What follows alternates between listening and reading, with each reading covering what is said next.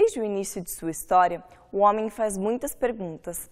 A sociedade atual continua, ainda, com muitas indagações. A doutrina espírita nos oferece as reflexões acerca das respostas que a vida nos pede. Acaba de começar mais uma edição do programa Vida em Foco. Convidamos você para nos acompanhar nestas reflexões. Fique conosco!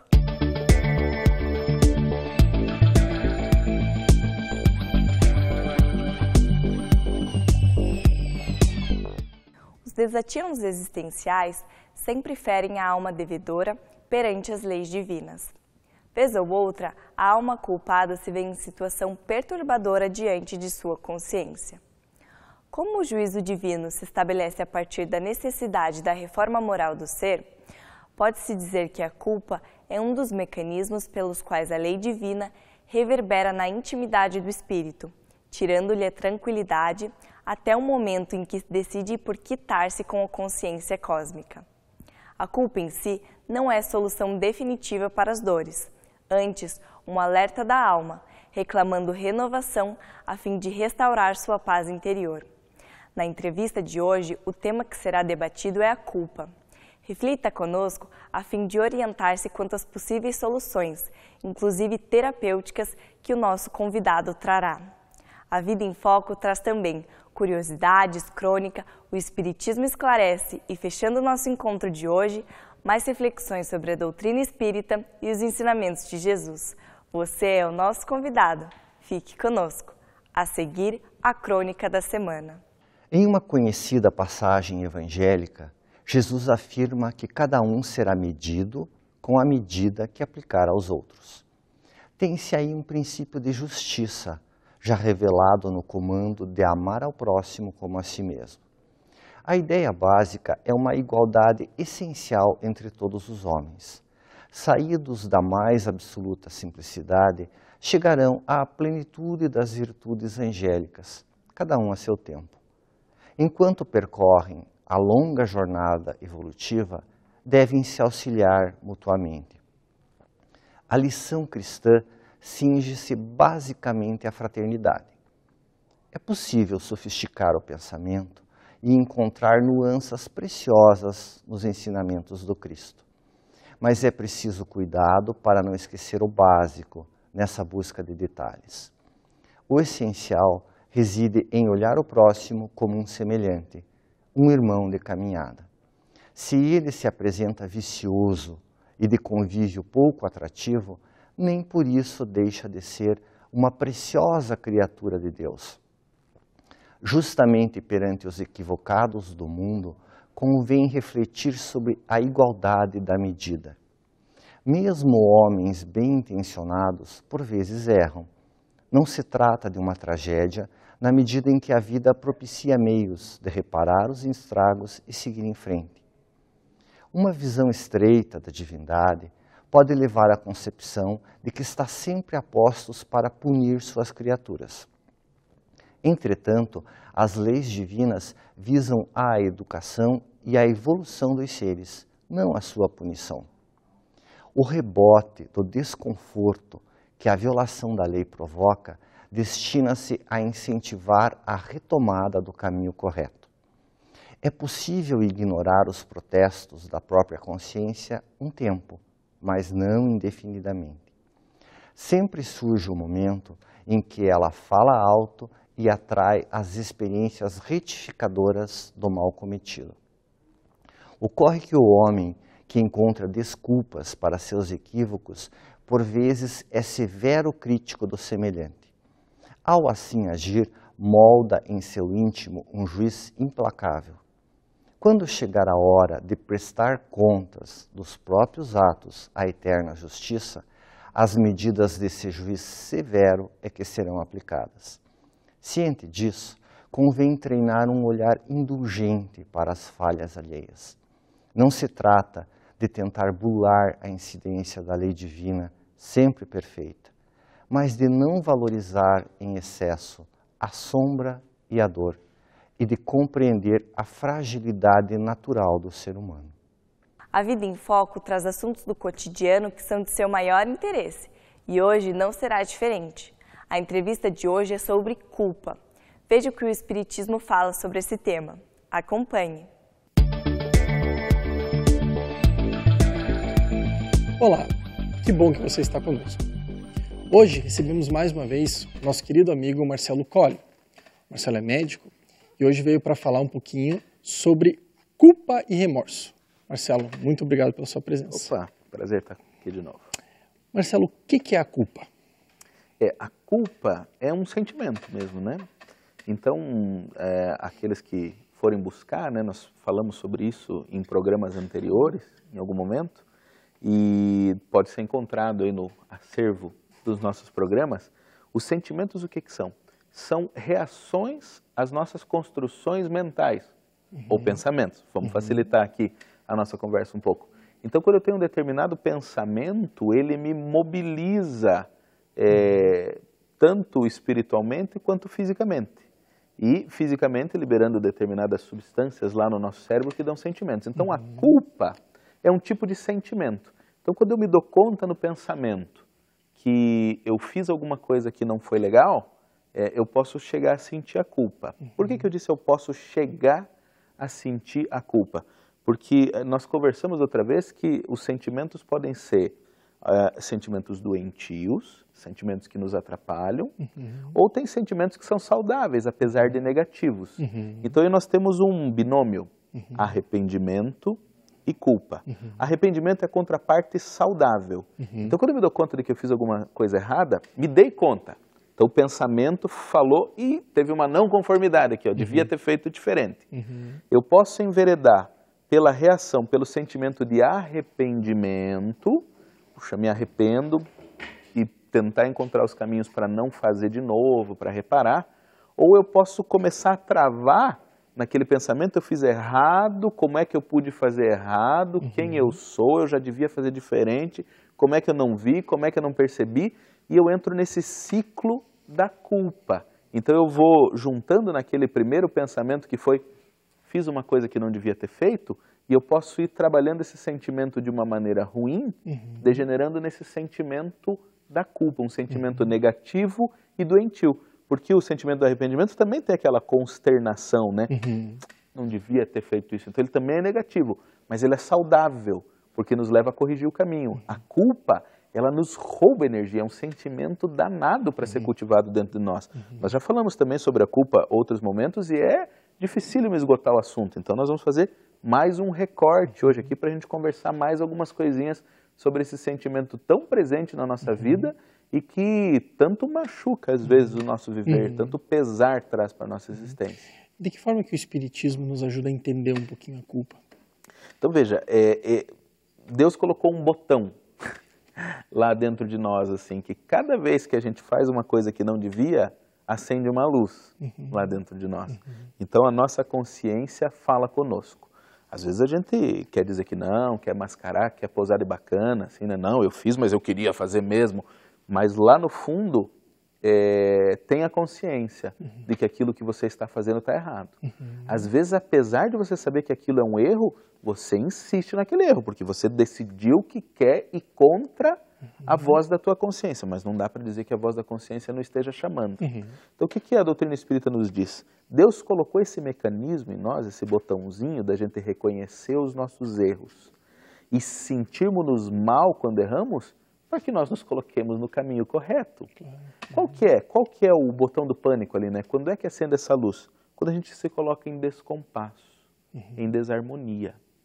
Por que a gente tem esse botão? Não é porque a gente se sinta mal, é porque algumas das nossas atitudes, sejam elas pensamentos, sentimentos cultivados ou gestos que nós fazemos, desarmonizam a gente e o meio onde a gente está. Então, quando eu cometo uma coisa que é evidentemente errada, aquilo causa um desequilíbrio, faz mal para mim e para os outros. Então tem que ter algum tipo de mecanismo que vise nos barrar.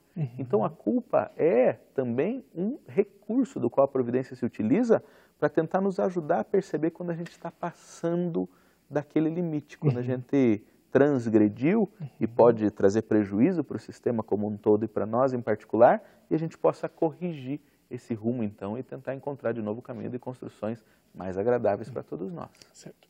Marcelo, a gente vai para o intervalo rapidinho, ok? Não vai embora, fique conosco, retornaremos logo logo. O intervalo é breve. Logo retornaremos com o segundo bloco da entrevista. Até já!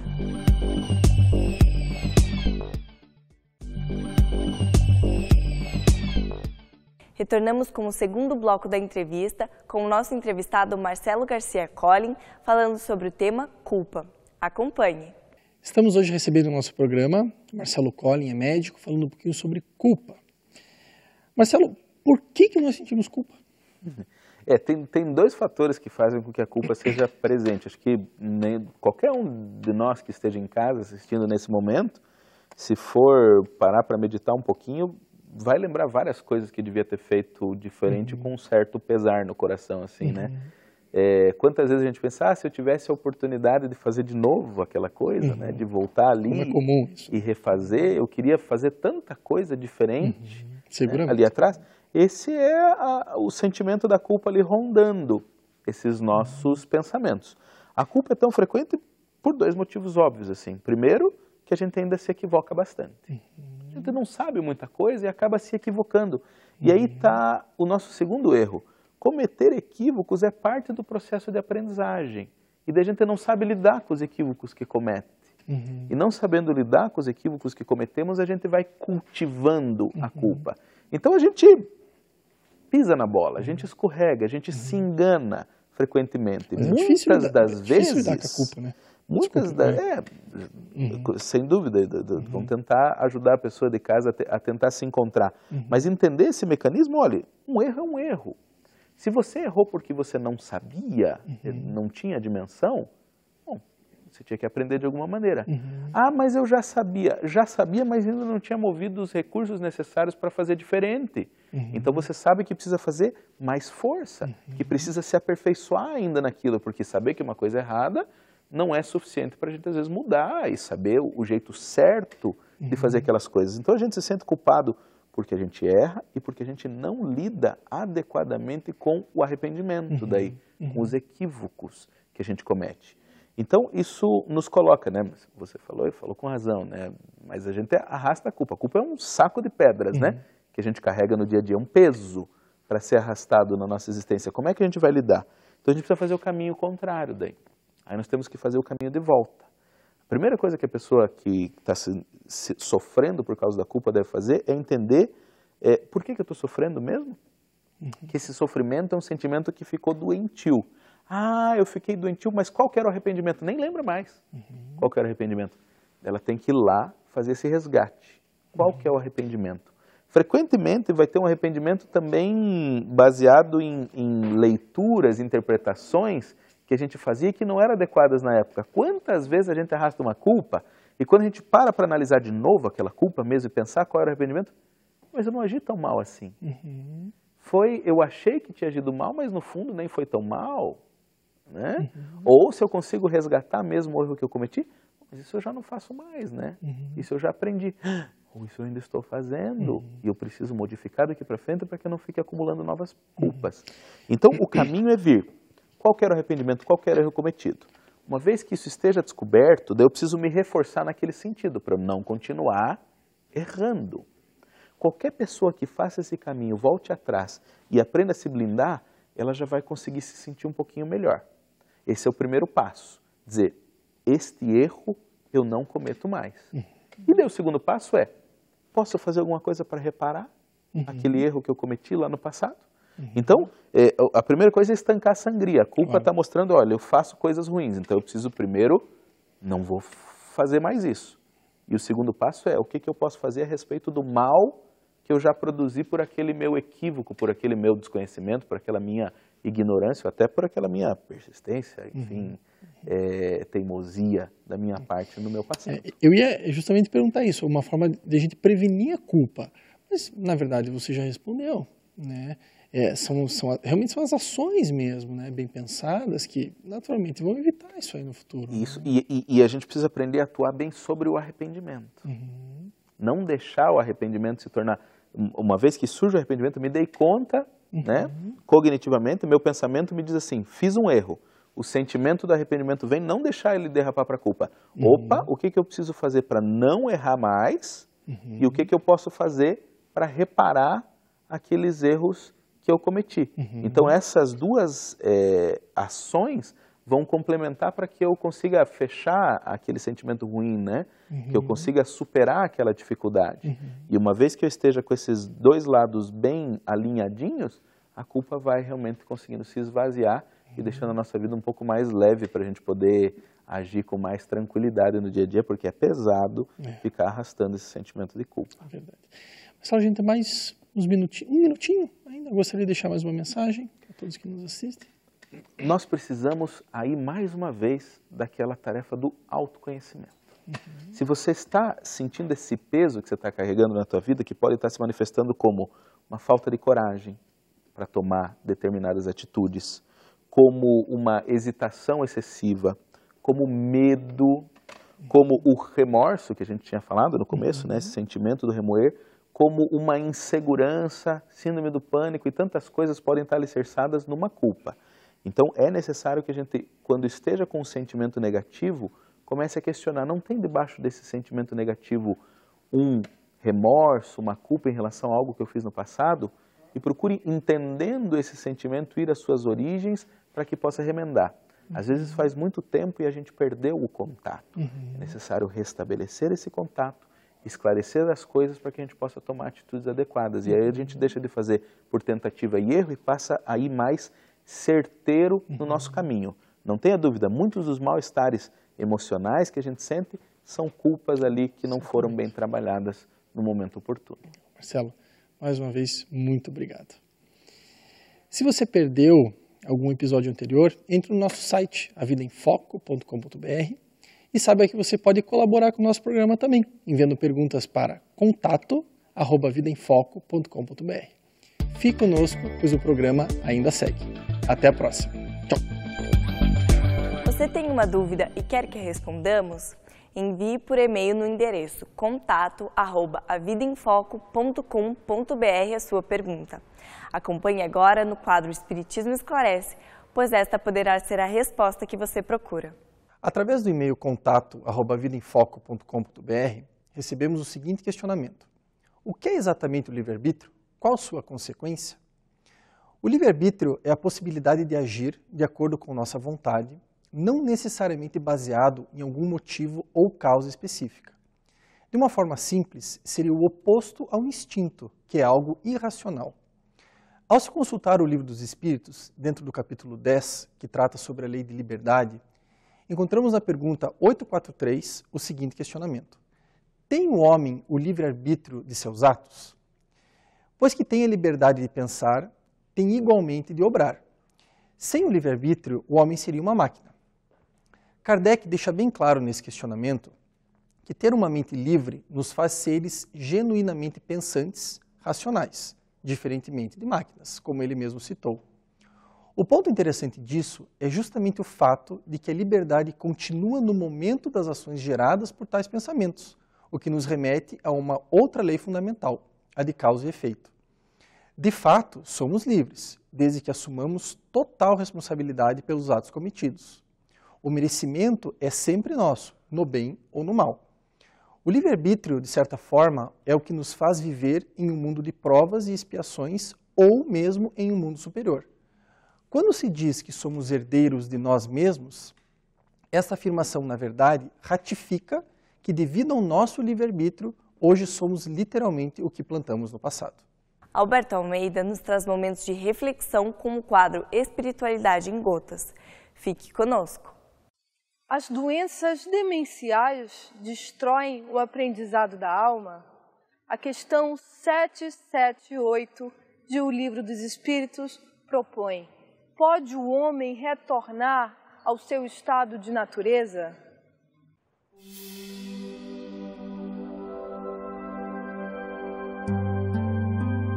Espiritualidade em Gotas.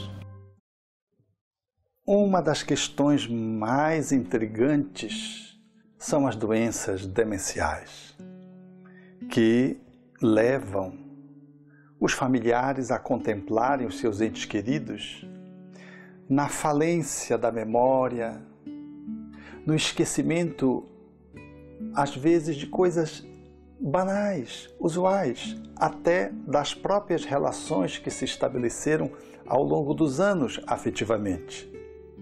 Igualmente, perceber que aquele ente querido perdeu a capacidade de poder logicar, estabelece agora um comportamento ético diferente daquele que tinha até então e assume comportamentos infantis muitas vezes.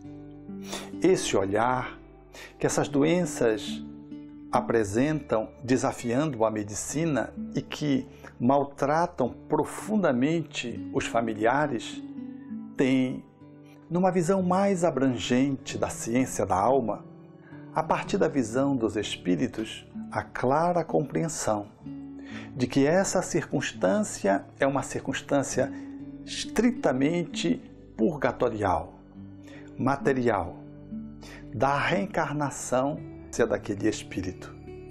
O espírito, a alma, não perde nenhum dos recursos que amealhou ao longo do seu processo de vivência, tanto nessa quanto noutras encarnações. Ele entra num processo de adormecimento como alguém que sofre uma anestesia, ou perde a memória em função de alguma ocorrência traumática e depois vai recuperando aqueles elementos que ficaram esquecidos à medida que o tempo vai passando. Assim é a alma quando sai do corpo. Depois das doenças demenciais, volta a surgir para a alma, desabrocha novamente no espírito aos poucos e ele recobra todo o aprendizado, não só daquela vida, mas gradualmente das vidas sucessivas que ele foi acumulando. Ninguém perde nada do que aprendeu, nem intelectualmente, matematicamente, artisticamente, moralmente. Nosso processo evolutivo é cumulativo, mas uma circunstância material de uma doença pode velar esse aprendizado e sugerir que perdemos tudo. E, à luz da reencarnação, quando vemos um ser renascendo trazendo uma alteração grave do ponto de vista cerebral, uma demência, uma deficiência mental em função de um traumatismo, por exemplo, de parto, é de se supor que aquele ser não sabe nada e, às vezes, ele tem muito mais conhecimento do que aqueles que são seus pais.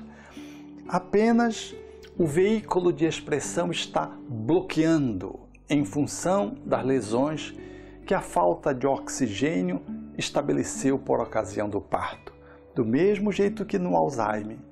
Essa lesão cerebral compromete a lembrança, aquele que renasce já traz o seu instrumento de expressão danificado e ele não mostra tudo que sabe, tudo que tem dentro de si.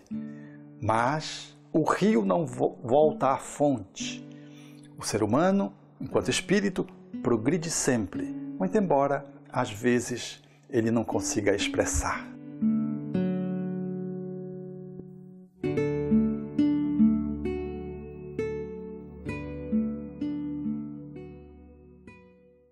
Obrigada pela sua companhia. A Vida em Foco volta na semana que vem com mais novidades. Suas sugestões são muito importantes para o programa e você pode enviá-las para o e-mail contato@avidaemfoco.com.br. Acessando o site www.avidaemfoco.com.br, você encontra todas as edições anteriores. Aproveite para rever as entrevistas e também os outros blocos do programa. Muito obrigada pela sua companhia. Tenha uma ótima semana e até o próximo A Vida em Foco.